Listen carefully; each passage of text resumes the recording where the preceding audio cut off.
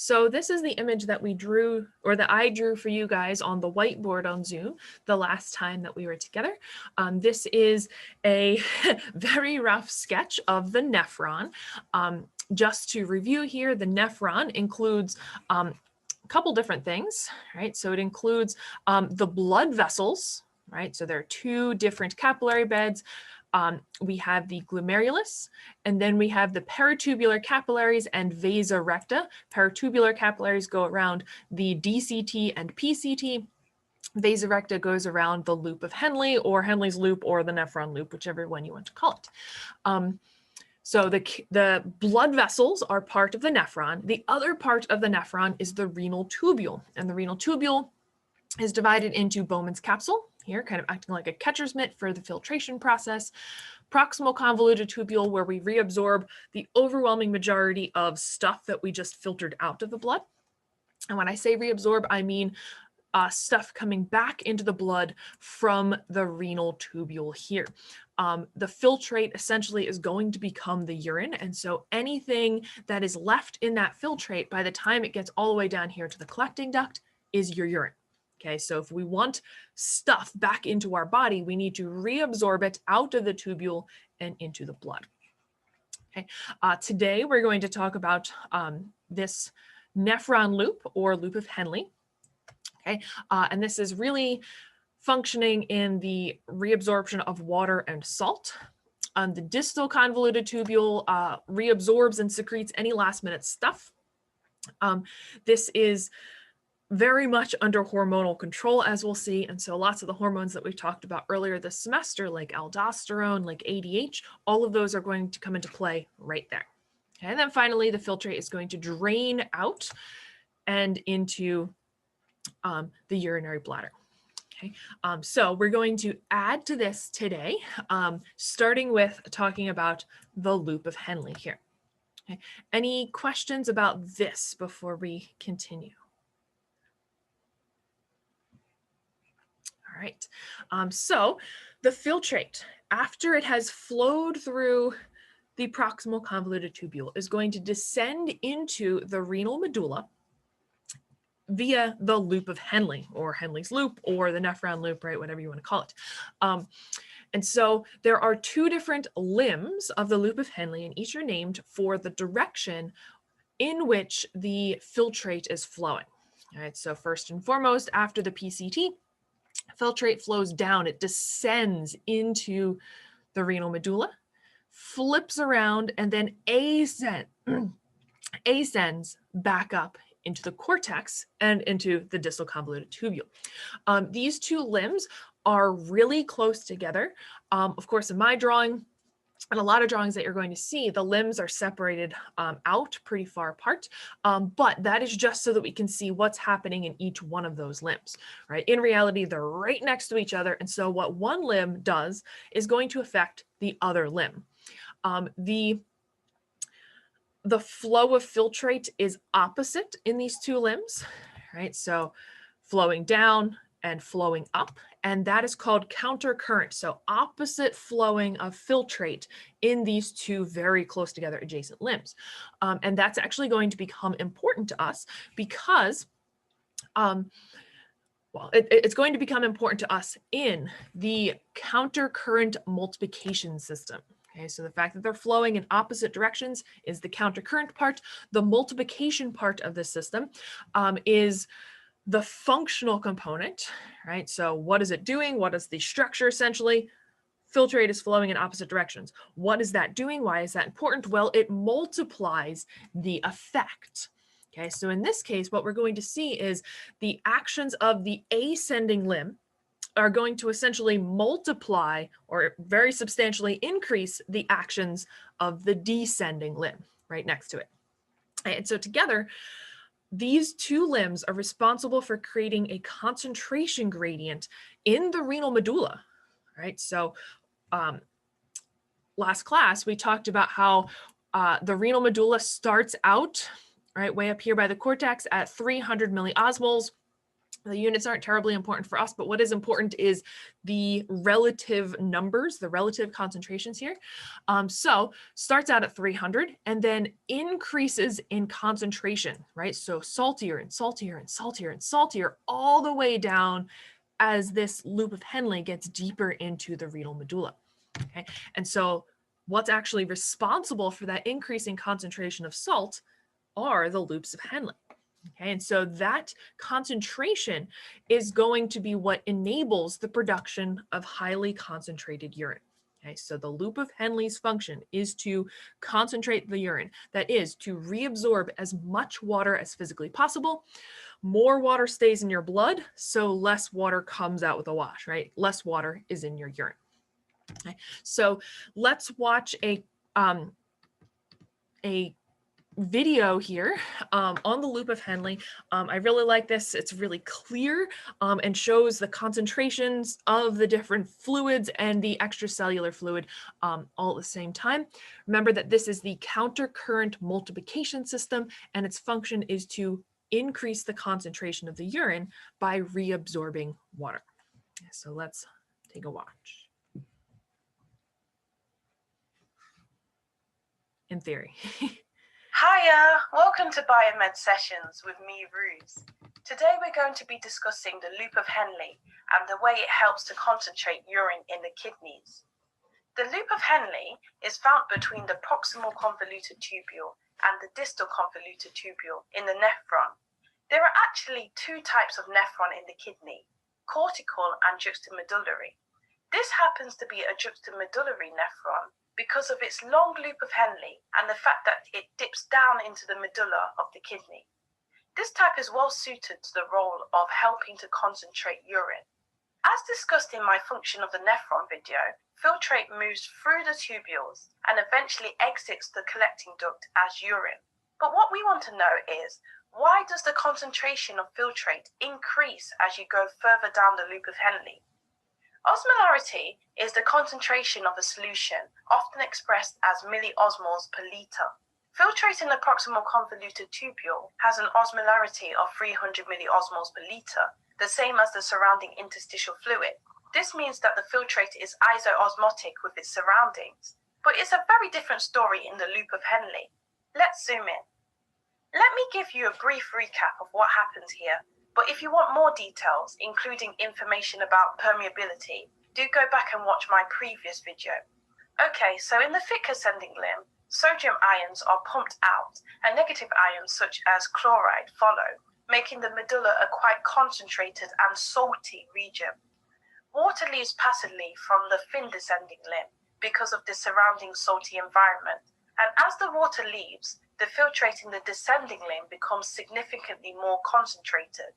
In addition, the salty medulla is also a major reason why water is able to move passively out of the collecting duct and be reabsorbed back into the blood, thus leaving behind more concentrated urine. But let's pretend that the filtrate is entering the loop of Henle for the very first time.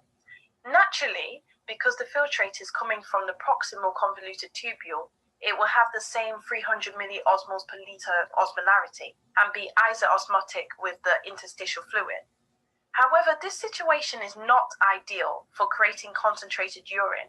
So in the latter part of the loop of Henle, our aim is to create a difference of 200 milliosmoles per liter between the ascending limb and the interstitial fluid. The only way to do this is by pumping out sodium ions. So let's pump. As you can see, the osmolarity in the ascending limb has decreased due to a loss of sodium, whereas in the interstitial fluid, it has increased due to a gain in sodium.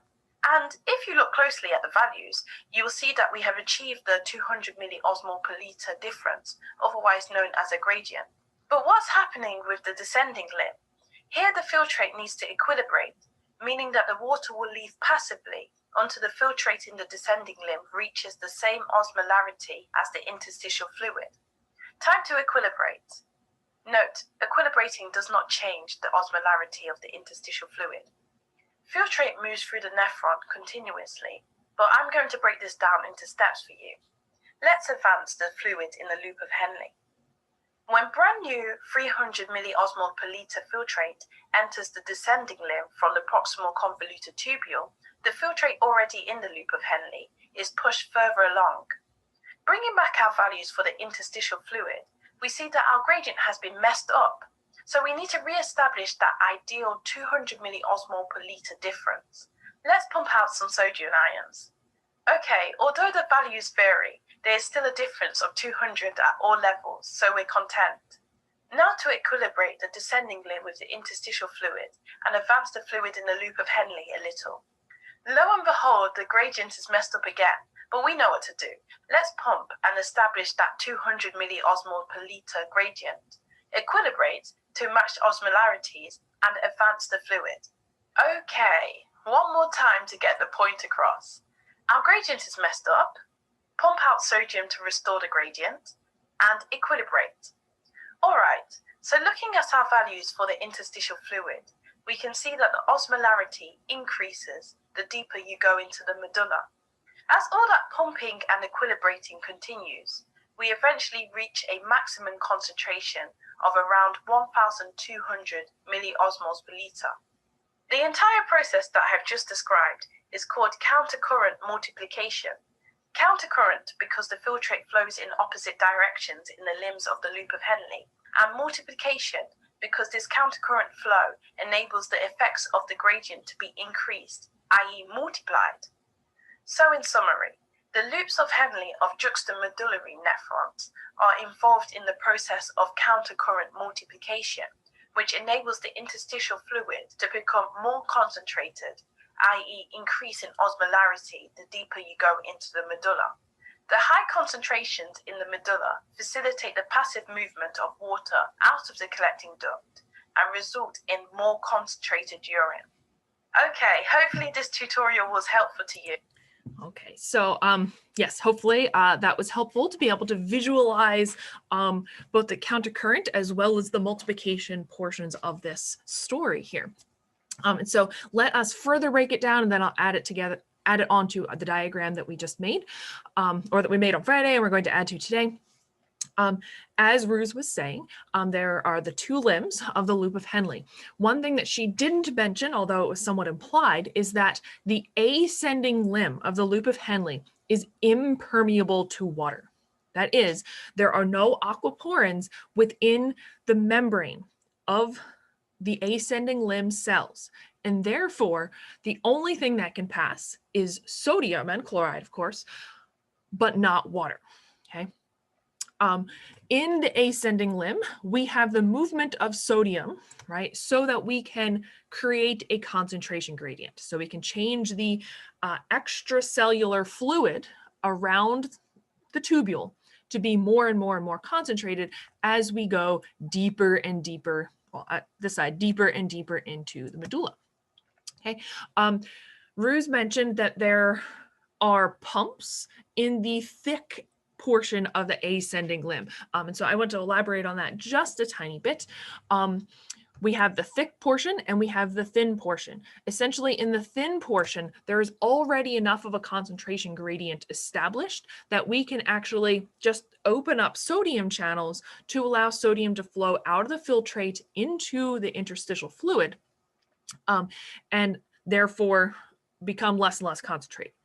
Okay, so there's passive flow of sodium out of the loop of Henle in the thin portion of the ascending limb, and active transport, so physically using ATP to push sodium against its concentration gradient out into the interstitial fluid of the medulla, only in this thick region.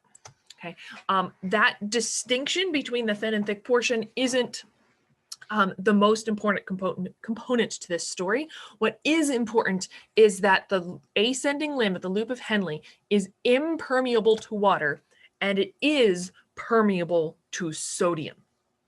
Okay, and so as the filtrate ascends back to the cortex and ultimately into the distal convoluted tubule, the tubular fluid solute concentration is going to decrease. That is, we are taking salt from in that filtrate. We are pumping it back into the body, Okay, and therefore we had the same amount of water, right? It's impermeable to water, but we are taking the salt out. And so that fluid, that filtrate, is going to ultimately end up at 300 or so milliosmoles per liter by the time it gets back into the distal convoluted tubule. Okay, as a side effect, but of course one that we very much want and use, the peritubular fluid, right? So the interstitial fluid, what all this stuff is kind of floating around in, is going to increase in solute concentration. Okay.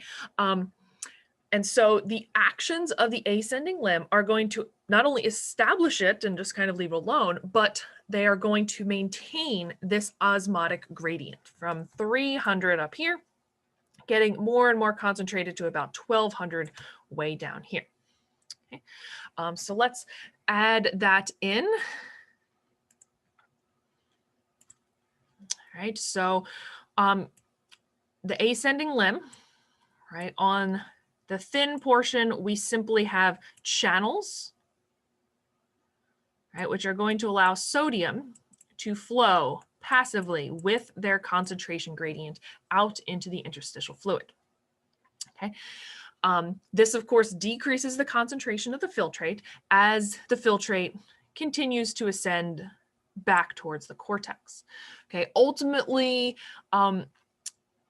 the concentration of the filtrate has gone down so much that we actually need to push, change the color, showing that this is active transport, right? So this is a sodium-potassium pump as opposed to a simple sodium channel down here. And so sodium is pushed out of the thick portion.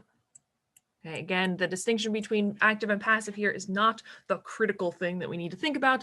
But while we're here, I do want to point out that as sodium is pumped back into the body, we need to exchange it with something, right? So these are sodium-potassium pumps. And so as sodium comes back in, potassium is going to be pumped into the filtrate, right? And so that's going to have some implications later.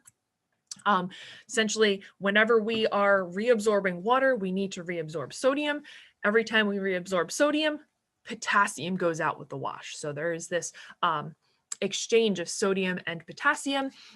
We, of course, need to tightly regulate both of those ions, right? Potassium is supposed to be a little bit lower within our interstitial fluids, etc. And this is one of the ways that happens. Okay, so again, sodium is pumped out.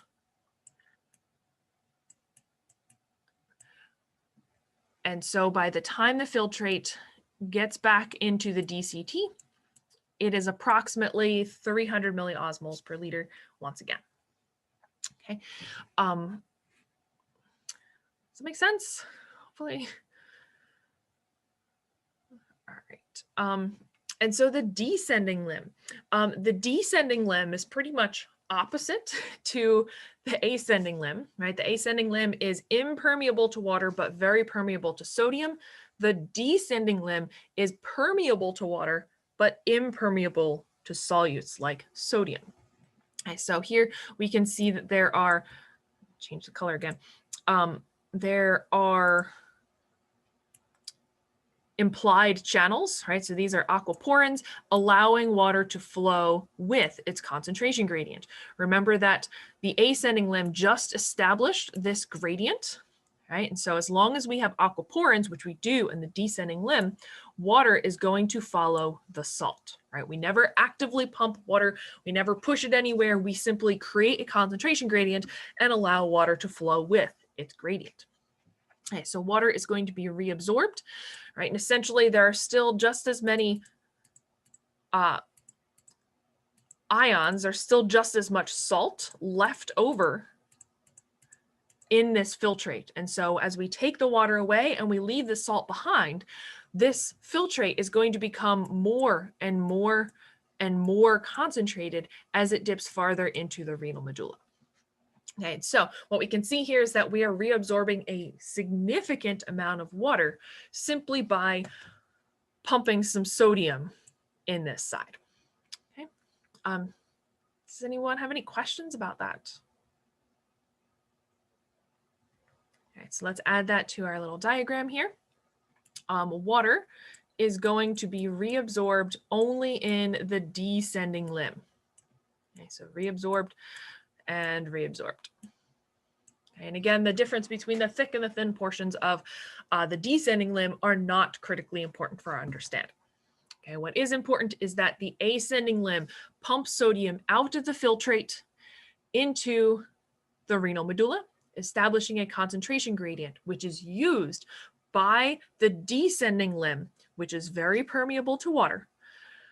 And water is therefore reabsorbed back into the water, further concentrating that filtrate as it descends deeper into the medulla oblongata, or the renal medulla, sorry, not the brain.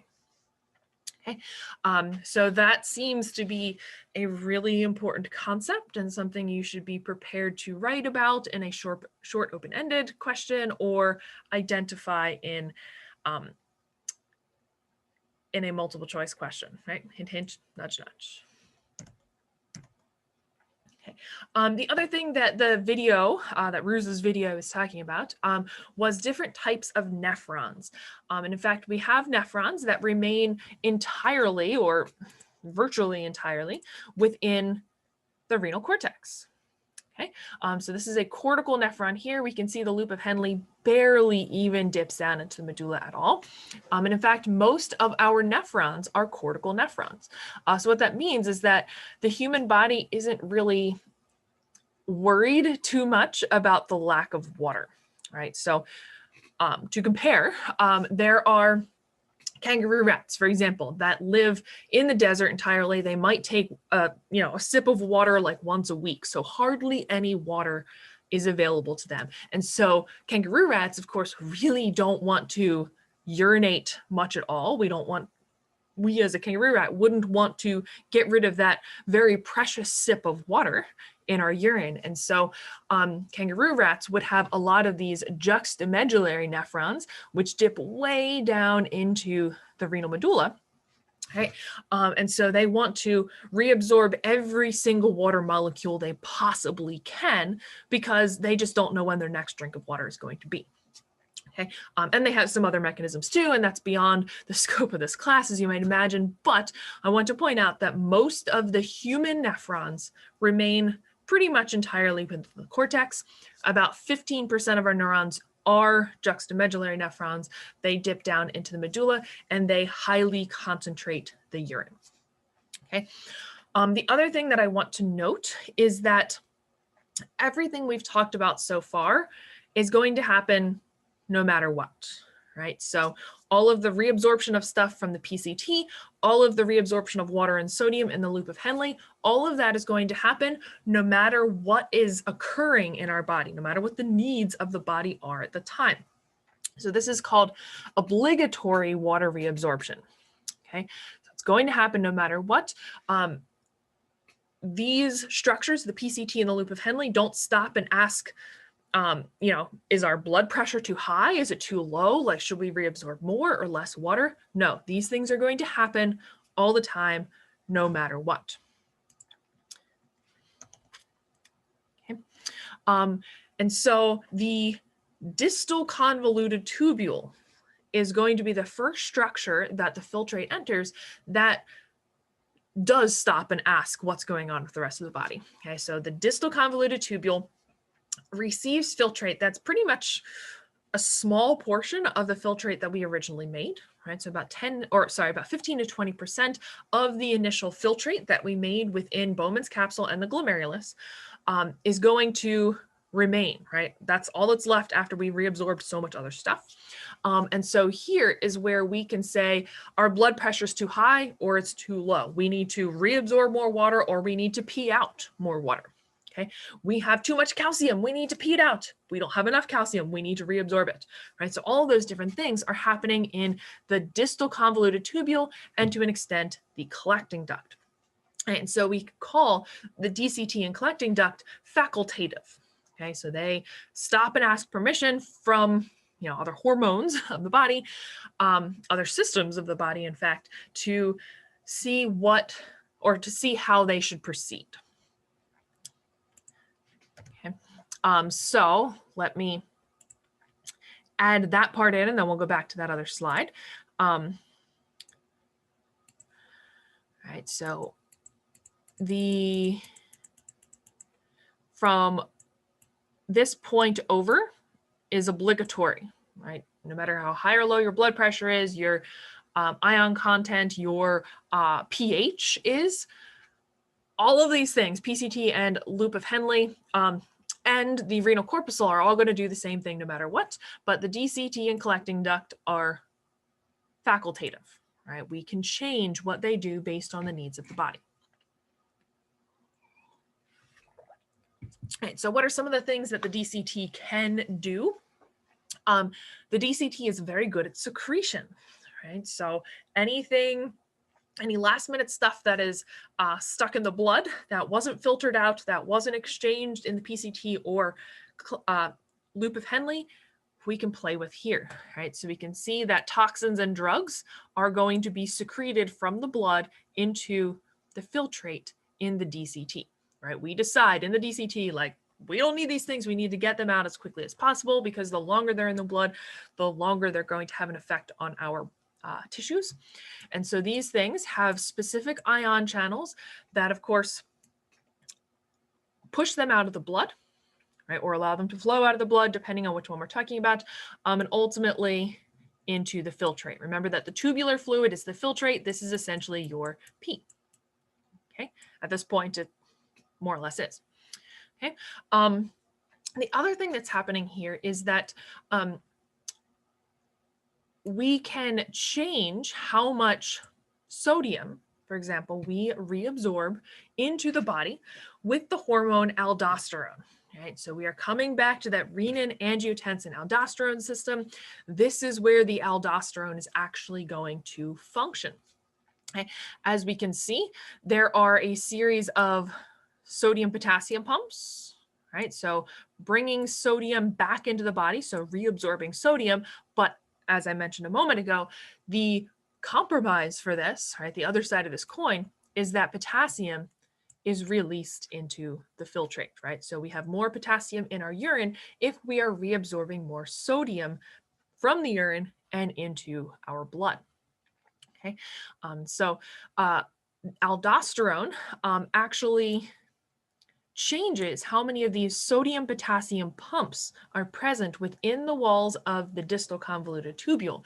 If we need more water reabsorption, right, so that is if our blood pressure is too low, aldosterone is going to trigger the insertion of more sodium-potassium pumps, therefore bringing more sodium into the blood and now creating a high sodium concentration in the blood or in the interstitial fluid compared to in the urine. And therefore, water can flow with its concentration gradient, right? Water follows salt, and we can reabsorb water. Okay, and so ultimately, once we reabsorb water back into the blood here, the blood volume goes up, therefore the blood pressure goes up. Okay, so we're going to spell that out more later in the week, but I want to point out that aldosterone can insert sodium-potassium pumps or take them out, or, well, it can insert them if the blood pressure is too low. Okay, so that's one way that the DCT can specifically change something based on the needs of the body right now. Okay, another example of this is that the distal convoluted tubule can help to regulate pH. Okay, so remember I told you that the kidney is really the last organ that can change the pH more for the long term, right? So we have the blood with different types of chemical buffers. We have the lungs, which can exhale more or less CO2, therefore shift that buffer equation in either direction. And the kidneys finally can pee out more hydrogen, or they can keep more hydrogen in, depending on what the body needs at the time. And again, the PCT is going to do this, no matter what. It's going to release a certain amount of hydrogen, a certain amount of bicarbonate, but the distal convoluted tubule can choose, right? And so what I want to show you is that some of these sodium pumps can, instead of pushing potassium out, If the pH of the body is too low, that is, we have too many hydrogen ions, we need to get hydrogen ions out of the blood at any way that we possibly can, right? We really don't want acidic blood. And so hydrogen ions, instead of potassium ions, can be exchanged for sodium. Right, so sodium comes back into the body, we can reabsorb water, et cetera, et cetera. But hydrogen ions can be pumped out instead of potassium. Again, if the pH of the body is way too low. Right, so what we can see here is that hydrogen ends up in the tubular fluid, right? We're dumping hydrogen into the pee, making the pee more acidic, but making the blood more alkaline. Okay, and so this is going to become important, hopefully, in today's lesson. So it's important because if your body is always super acidic, and there's a lot of ways, a lot of reasons for that, but if your body's always acidic, we are always pumping hydrogen into our urine instead of potassium, and therefore potassium stays in the blood, right? And remember, we don't want a high level of potassium in the blood, right? So that can have all sorts of different effects. And a lot of the side effects of these conditions that lead to acidity in our blood are due to additional potassium as well. And so we'll get there in just a moment. Take home message here is that based on the needs of the body, the distal convoluted tubule can change its permeability to different substances. For example, aldosterone can make the DCT more permeable to sodium so that more sodium is reabsorbed into the body to promote reabsorption of water to increase the blood pressure. In order to increase the pH of the body, we can substitute hydrogen for potassium in these very same pumps, and therefore pump hydrogen out, therefore increasing the pH of the body in a slightly longer term scenario. But on the other side of this coin, we are keeping more potassium in our blood. Okay, so let's add that in. So sodium can be reabsorbed in response to more aldosterone. All right, so aldosterone is going to lead to more sodium reabsorption. Things like drugs and toxins can be secreted. All right, so they can be secreted into the filtrate. We really don't want them in the body. And also, hydrogen ions can be secreted into the filtrate as well, based on the pH of the body at the time. Okay. Other factors, other hormones that can affect these processes, the DCT and collecting duct have a facultative concentration of urine. That is, based on the needs of the body, we can reabsorb lots of water and therefore concentrate the urine, or we can let more water go out, right, and therefore dilute our urine. Okay, so aldosterone, of course, increases sodium reabsorption. We just talked about that. But the other component of this, right, we can't just reabsorb sodium and call it good enough, right? We haven't reabsorbed enough water yet. So water follows salt. But the only way water can follow salt is if we insert more aquaporins. Okay, so these aquaporins are going to be inserted into the collecting duct and distal convoluted tubule membranes in response to ADH. Okay, so ADH actually means, right, anti, against, diuretic. Diuretic means lots of urine flow, right? So huge volume of urine. And so anti-diuresis is essentially blocking the flow of excessive urine, lots of volume of urine. And instead, that volume is going to be taken back into the body. Right? So we're against lots of urine. The way that we do that is we reabsorb that water. And so as we can see in this diagram, aquaporins are going to be put into the membrane of the collecting duct in this case in response to ADH, and water is going to follow salt. Okay, and so the other thing that this image is showing us is the concentration of different solutes in the urine. Okay, so if we are reabsorbing a lot of water from the collecting duct, essentially that's leaving behind all of these extra solutes, right? And so same number of solutes with less water is going to concentrate that urine. Okay, so less volume, more concentration.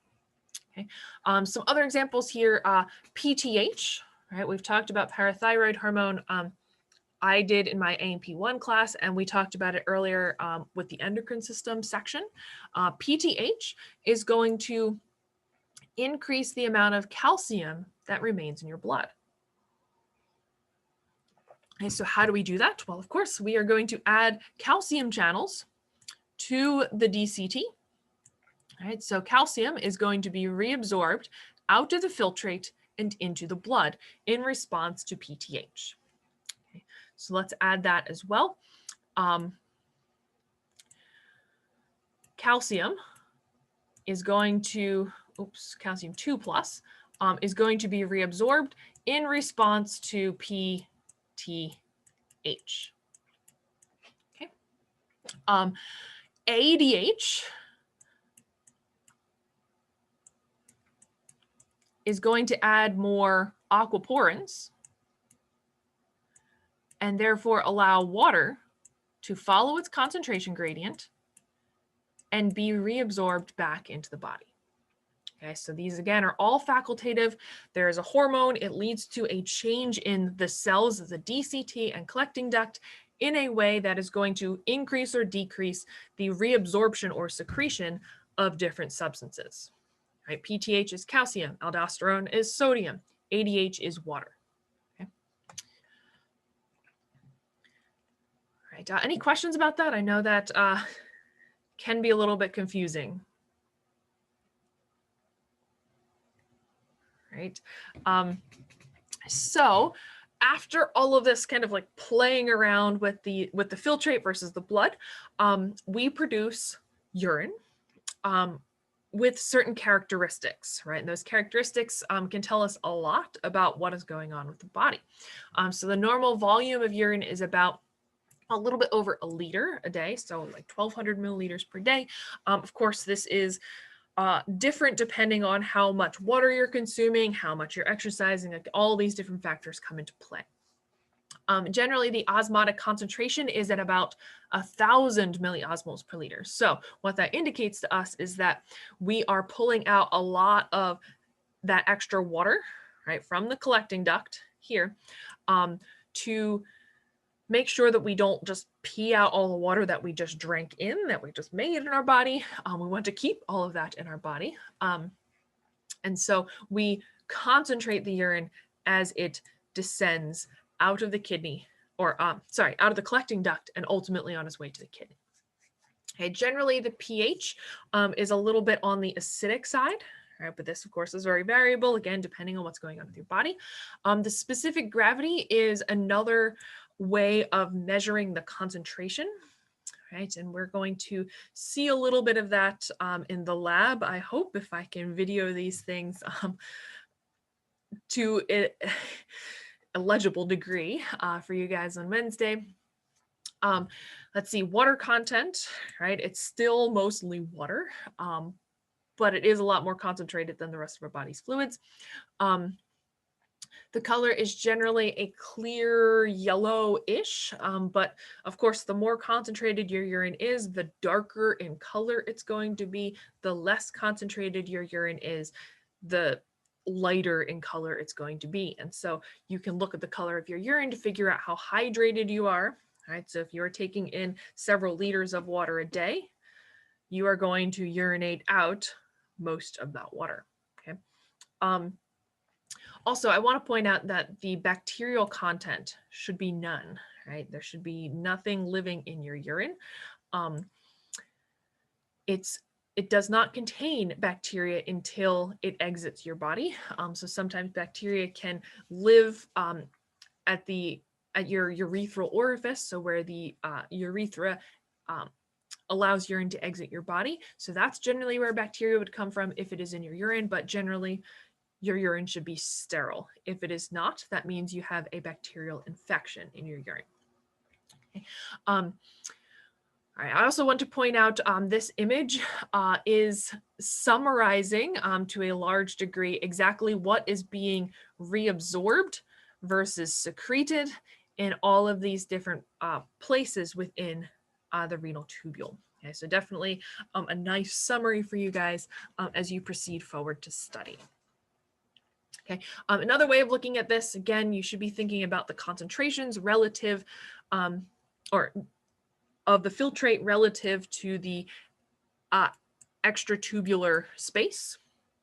Okay, as I said in our last class, filtration produces a filtrate that is at exactly the same concentration of solutes as the blood and the interstitial fluid is. And so the very first thing that needs to happen in the proximal convoluted tubule is we need to establish a concentration gradient, right? Pulling sodium back into the blood, right? And ultimately water is going to follow that sodium, right? So when water leaves and enters back into the blood, then we have a super concentrated filtrate of glucose and amino acids and those types of things. And so they can then passively diffuse out of the filtrate and into the blood, right? So really the first step of any of this regulation of blood versus filtrate is establishing a concentration gradient of sodium. Okay. All right. So the last topic in this PowerPoint, then we'll switch over into the next one, is renal failure. All right. So your textbook has a couple different clinical modules to kind of get you to think about what happens when all of this stuff goes wrong. Okay. And so the one that I want to mention here is renal failure. There are a variety of reasons why your kidneys would not work as efficiently as they need to, or even stop working entirely. And we'll talk about some of those beginning in the next PowerPoint here. But essentially, if you can't filter, secrete, and reabsorb efficiently or adequately, you are going to be unable to maintain homeostasis throughout your body. Remember that the kidney's job is to make sure that all of the different ion concentrations are exactly where they need to be. It needs to get rid of hormones so they're not just building up in your blood and sending the wrong messages at the wrong time. Need to regulate the pH, right? All of these different things need to happen, and they're all tied to the kidney, right? So ultimately, all of the body's systems are going to be impaired if the kidneys can't function, if the kidneys can't make sure that the blood has just the right amount of stuff in it. Okay, so this not only reduces urine production, right, but there's a disturbed fluid balance, which we're going to get into later this week. The pH is all sorts of out of whack. The different types of ions might be too concentrated or not concentrated enough. And so that's important, right? It's important because we need high sodium and low potassium in our blood and our interstitial fluid as well in order to generate action potentials, right? So our muscles can't fire an action potential and therefore can't contract if we don't have just the right amount of ions in our blood. Okay, these different ion concentrations are also really important in digestive function, for example, right? So we use this secondary active transport to be able to pull nutrients from our lumen of the GI tract into the blood and therefore circulate throughout our body. And so if the concentration gradients are not where they're supposed to be, right, not in homeostasis, we cannot absorb nutrients. We cannot contract our muscles efficiently, right? We cannot send messages to those muscles, right? Because our neurons are also supposed to be generating action potentials. Again, so this can lead to all sorts of different central nervous system problems, right? Seizures, right? Really sensitive neurons, so they're going to fire action potentials a lot because there's too much potassium in the extracellular environment, right? And et cetera. And so lots of different types of effects simply resulting from inefficient kidney function. Okay, so how do we fix this, right? Your kidneys are not working to the degree that they need to. but we need to somehow filter the blood. We need to regulate all of these different things because our kidneys just aren't able to keep up anymore. And so the solution here, or kind of the Band-Aid on this problem, is dialysis, or more thoroughly, hemodialysis. So essentially this is a procedure that individuals have to have done depending on how severe their kidney failure is, a couple times a week to every other day during the week. And so essentially, instead of your kidneys needing to do all the filtration, a machine does the filtration of your blood. And so what we can see here is here is an artery of this individual. Blood is taken out of the artery and sent through a machine. And in that machine, there are a series of chambers in which filtration is going to happen. So essentially they have this dialysis membrane in which anything small enough is going to pass over that membrane, right? Just like happens in Bowman's capsule. The machine decides, okay, this one's too high, this one's too low, and so we're going to pull this out and we're going to dump this in, and the machine is going to change the concentrations of these different substances in your blood, and of course, put that blood back into the person's body. Now, remember that our kidneys are supposed to filter about a quarter of our blood volume every minute, and so our kidneys are pretty fast with this, but of course, the machine can take a little bit longer. Generally, individuals go in for dialysis for an hour or two at a time, giving the machine time to regulate these different concentrations, which of course have been getting really out of whack over the couple days since the last filtration event, right? Our kidneys are doing this always, so it's pretty easy to keep the concentrations relatively close to where they need to be. But if you're only filtering the blood efficiently, once every few days or a couple times a week, it's going to take a lot longer. Okay, and so again, the machine itself is filtering, reabsorbing, and secreting whatever the body needs. And of course, a lot goes into account here. Whatever the patient needs at the time, the machine is going to make happen. All right, and so this is a treatment, but it's not a cure. Okay, so individuals that need dialysis essentially have to go into the office, a couple times a week, few times a week, for the rest of their lives, right? Unless the issue with their kidney is healed, or they get a new kidney, right? So dialysis really is the Band-Aid, but the healing, the fixing of the problem is a kidney transplant. And generally kidney transplants are really successful. Right? So patient survival is more than 90% at 2 years after the transplant. So that is really high, right? Kidney transplants are common and well understood at this point. Success, of course, increases the closer the two individuals are to each other, right? So if you get a kidney from a close relative, essentially the MHCs on the surface of the kidneys are going to be closer to the receiver's MHCs. And so it's going to be more successful because the receiver's body isn't always trying to launch an immune response against that donor kidney. All right, so the closer the MHCs are, that is the closer relatives you are, meaning donor and receiver, the higher the chances of success.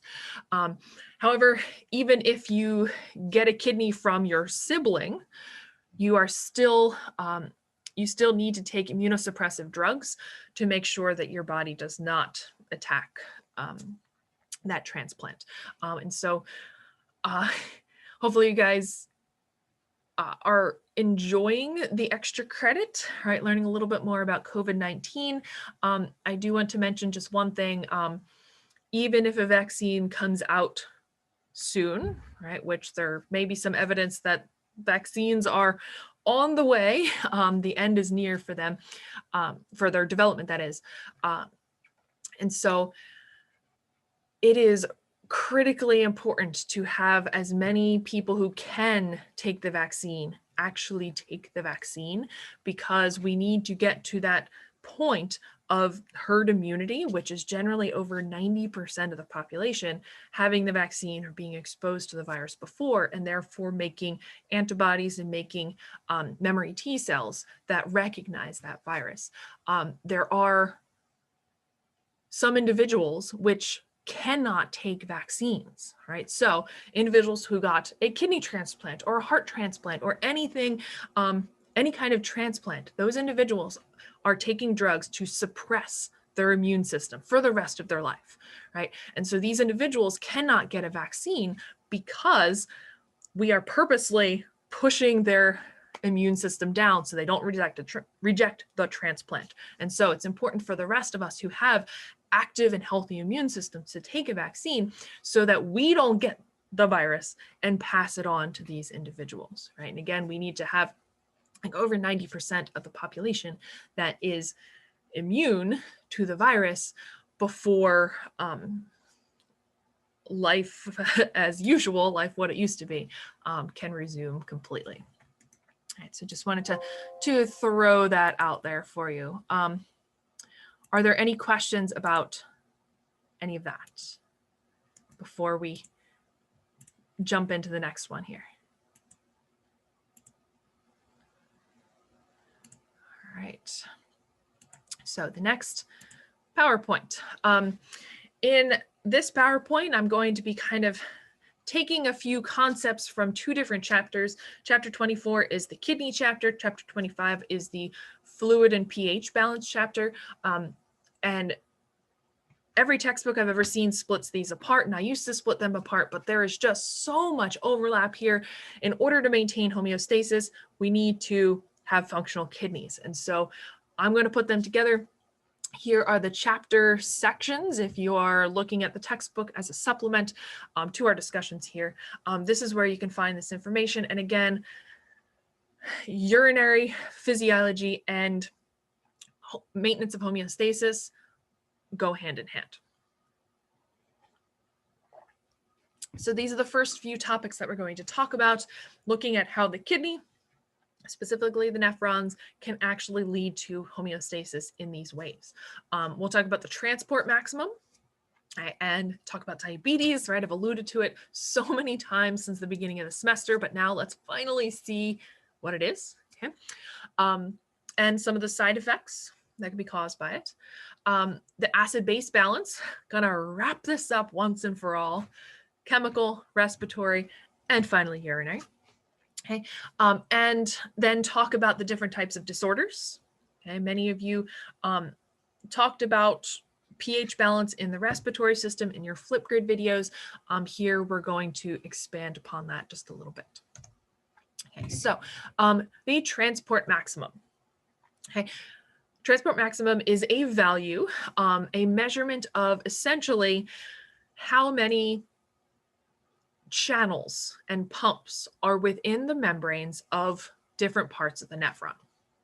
Okay, so what we can see up here is the transport of glucose, amino acids, ions, vitamins, all of these different things that we are trying to absorb from the proximal convoluted tubule up here, and ultimately bring them back into the blood over here.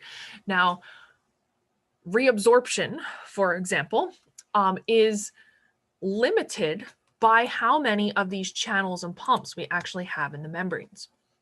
Okay, so we can increase or decrease reabsorption by adding or subtracting, pulling out these channels. Okay, so the transport maximum is essentially the saturation point when every single one of these pumps and channels is working, ions and monomers are flowing through them in the direction they need to, but they're all full, right? So what we can see here is plasma substrate. So essentially, what is the concentration of these different things, of glucose, of sodium, etc. And this is the transport rate, right? So we can see that if there's only a teeny bit of something, so a tiny little bit of glucose, essentially transport can proceed fully, right? Unhindered, because there are plenty of channels to allow these substances to cross over the membrane. But as you get higher and higher concentration, so more and more glucose, for example, in your blood, essentially all of those channels are saturated. They're all working super hard. And so even if you have a higher and higher concentration, there's really only so much those channels can do. And so you're going to top out at this particular level. So the transport rate, given how many channels are in the membrane. Okay, so the maximum number of molecules that can be transported per unit of time. So the maximum rate of transport, of reabsorption or secretion. All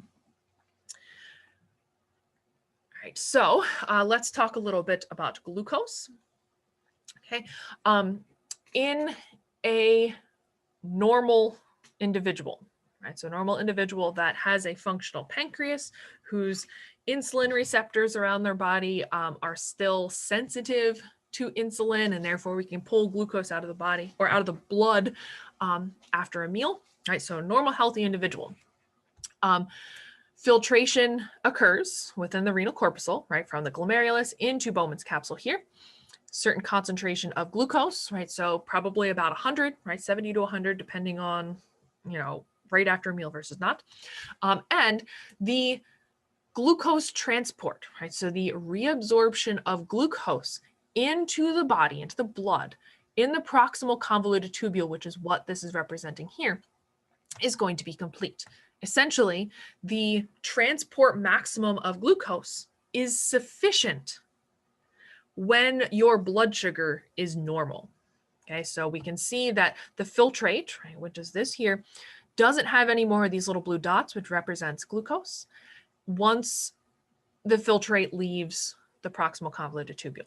Right, so the transport maximum of glucose, right, so the number of glucose channels in the membrane of the PCT is enough to get all of the glucose back out of the filtrate and into the body. Right, we want that. As long as blood sugar is normal. Now, if you are hyperglycemic, right, hyper too much, sugar, emia in the blood, too much sugar in the blood because of diabetes or something else. Here we can see that the concentration of glucose in the blood is going to be the same concentration of glucose in the filtrate formed in Bowman's capsule. And the transport maximum is going to be exceeded by this concentration of glucose, right? So if you have a blood sugar of 300, essentially every single one of those poor glucose channels is going to be working as hard as it possibly can, pumping glucose over and over and over again back into the blood, but they just physically can't keep up. And so there's going to be some glucose that's actually left behind, right? We can't actually reabsorb all of that glucose out of the blood or out of the filtrate into the blood if the blood sugar is too high. And so we can say here that the transport maximum is reached and exceeded, right, when all of these transporters are saturated with glucose because we have too much glucose in the blood. And so the transport maximum of glucose is actually around 220, right? So your blood sugar actually has to be really high. Right, you're shooting for 70 to 100. And so if it's 220, you have saturated all of these transporters. And so some sugar is going to be left in the urine. And so we can call this glycosuria, right? Just like emia means in the blood, urea means in the urine. Okay, so we have glucose in the urine, and that's bad. We don't want that. In a normal, healthy individual, all of the glucose is reabsorbed back into the body. And so normal, healthy urine is glucose-free. If you see glucose in the urine, what that means is that your blood sugar is way too high, or there's a problem with filtration. All right, we'll get into that too. But essentially, we don't want to see sugar in your blood or in your urine. Sorry, guys. Oh my gosh. So let's talk about diabetes, right? There are a couple different types of diabetes. First of all, let's talk about diabetes mellitus. This is the one that you're more familiar with. Diabetes itself has nothing to do, or the word itself has nothing to do with high blood sugar. Instead, diabetes actually means to go through, right? So the symptom that diabetes was named for is actually excessive urine, right? So what the heck is up with that? So excessive urine, or poly, a lot, urea, a lot of urine. And so the reason why diabetes patients have a lot of urine is because of their hyperglycemia, right? So when the blood sugar is too high, this is going to increase the volume of your urine. Okay, so let's go back here for just a moment. All right, so we'll say that this is the end of the PCT. Okay, in the rest of the nephron, right, we aren't supposed to have a lot of solutes, right? So relatively low sugar concentration, right? Sugar is a solute. And so as a result, water follows any solutes, not just salt, but also glucose. And so the fact that there is a lot higher of a solute concentration in the rest of the nephron means that instead of a lot of water going in this direction, right, being reabsorbed, now water is still going to be following the solute, but in this way, it's going to be going into the filtrate, right? So glucose, when it is too high in the blood, is also going to be too high in the filtrate, so high that it cannot be reabsorbed back into the blood. As a result, it acts as an osmotic, or it generates an osmotic pressure, pulling water out of the body and into the urine. Okay, and so one of the first symptoms of diabetes is a lot of excess urine. Okay, and again, that is due to the hyperglycemia, too much urine or too much sugar in the blood. Okay, there are a couple different types of diabetes mellitus. First of all, we have type 2, which is again probably the one that you're more familiar with. This is insulin resistance. Okay, and so what happens here is that given different lifestyle choices and genetics, right, an excessive intake of carbohydrates, right? So you love potato chips, you eat potato chips all the time, lots and lots of carbs, and fats, essentially makes your poor pancreas work super hard all the time, right? So these alpha cells of the islets of Langerhans, right? So the pancreatic islets are going to be secreting tons and tons of insulin all the time because of your dietary choices, because of the carbohydrates that you have eaten, digested, absorbed, spike in blood sugar, and therefore we need to get rid of that blood sugar. We need to get it out of the blood and stored somewhere. And so insulin is going to be produced in a high abundance. Now, when insulin is just constantly produced and thrown out into the blood, this can lead to something called insulin resistance, right? So usually insulin binds to receptors on the surface of your tissue cells. This leads them to take glucose out of the blood and pull it into those cells, right? So that's how it's supposed to work. But if those same cells get insulin, they just get overwhelmed by this hormone, and essentially those receptors either become less sensitive to insulin, right? So they see it, but they're like, oof, I'm tired, like, this is enough. Or they stop working entirely. Okay. And so in that case, even though your pancreas is producing insulin and throwing it into the blood, your cells are not detecting the insulin and responding to insulin accordingly. And so that's going to do a couple different things. First of all, it leaves the sugar in your blood, which is really bad, right? Super viscous, thick blood, lots of urine, like it's not good. And also at the same time, those same cells, those same tissue cells are going to starve, right? So they're not actually getting the sugar that they need to fuel their cellular functions, right? And so there's going to be high blood sugar, right? So an excess of sugar, but also your tissues themselves are starving. Okay, mellitus, right? The diabetes mellitus part means sweet because there is this excess sugar in the urine. And if you poorly manage your diabetes for long enough, right? Maybe you don't even know you have it. your saliva starts to smell sweet, right? Because sugar is just being put into everything to get rid of it, and your saliva also becomes kind of sweet. Okay, there are genes that increase the likelihood of developing type 2 diabetes, and that is the shape of the receptor. The insulin receptor can sometimes be not so good at detecting insulin, so they're a little bit less sensitive. Also, your leptin levels, your ghrelin levels, essentially all of the genes involved in your metabolism can ultimately increase or decrease your likelihood of developing diabetes mellitus, type 2, that is. Okay, type 1, right? It's also diabetes, so it also has high blood sugar and therefore high urine output if it's not managed. Type 1 used to be called juvenile onset. So used to be called juvenile onset. This is an autoimmune disease, so it's not triggered by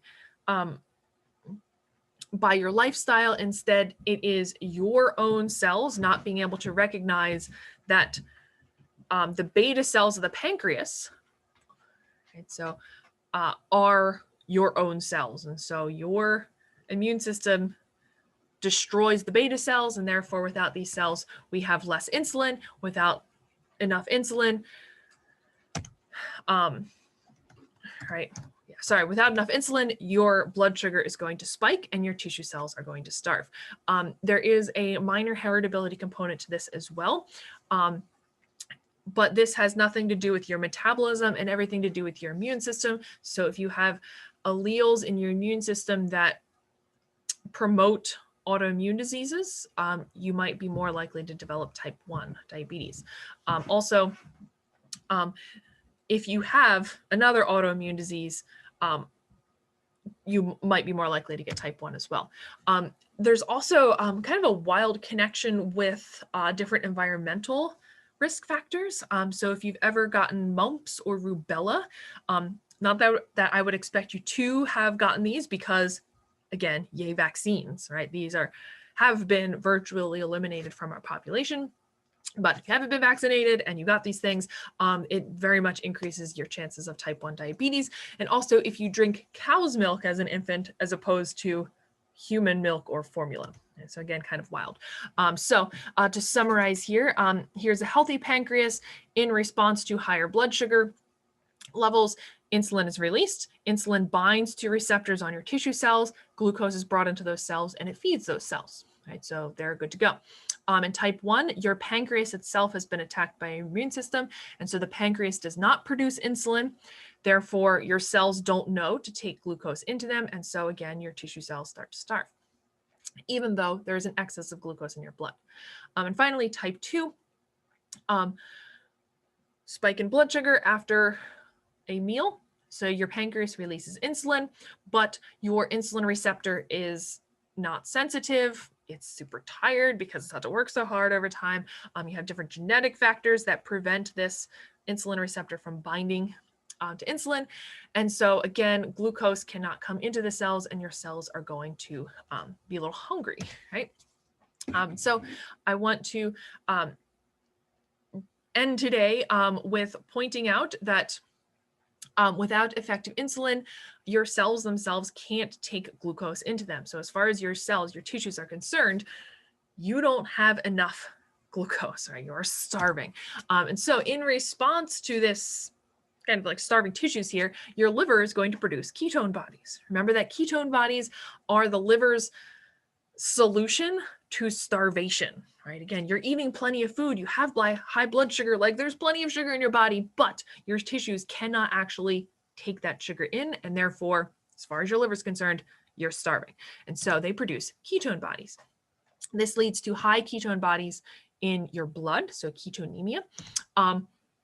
But the side effect to this, right, is that ketone bodies are acidic.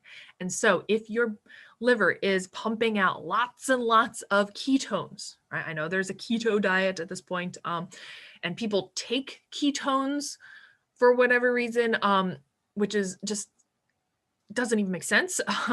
Don't take ketones, right? It is an energy source that your liver produces because it thinks you're starving. And if you go on a really strict diet, so much so that your liver thinks you're starving, it's going to produce these. And so that's essentially showing you that you have burned through all of your glycogen and your body can't keep up with burning fat fast enough to feed your body. And so your liver produces ketone bodies. That means that you're losing lots and lots of stored energy within your body, but taking ketone bodies doesn't make sense. It just doesn't make sense, especially since these things are acidic. And so the more of these things you have in your blood, the more acidic your blood is going to be.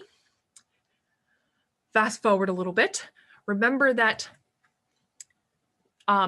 in order to increase your pH, right? So bring your pH back up in a situation where you had ketoacidosis, your kidneys are going to start dumping hydrogen into your urine instead of potassium, right? So instead of potassium going out into your urine as sodium comes in, now hydrogen is going to be going out in the urine.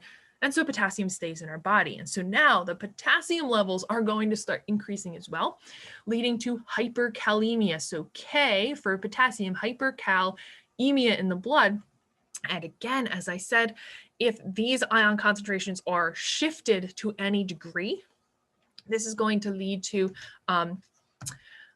it's going to lead to changes in your muscle contractions and your action potential generations in your nervous system as well as in your muscles. All right, so really huge implications of untreated diabetes mellitus, or otherwise kind of starving yourself, like dieting so much that you develop ketoacidosis, can lead to a lot bigger problems, right? So don't take ketone bodies. It just doesn't make sense, right? If you are on a really strict diet, yes, you might see ketone bodies in your urine, right? You're making them perhaps, but taking them does no good whatsoever. In fact, it can do a lot more harm than good.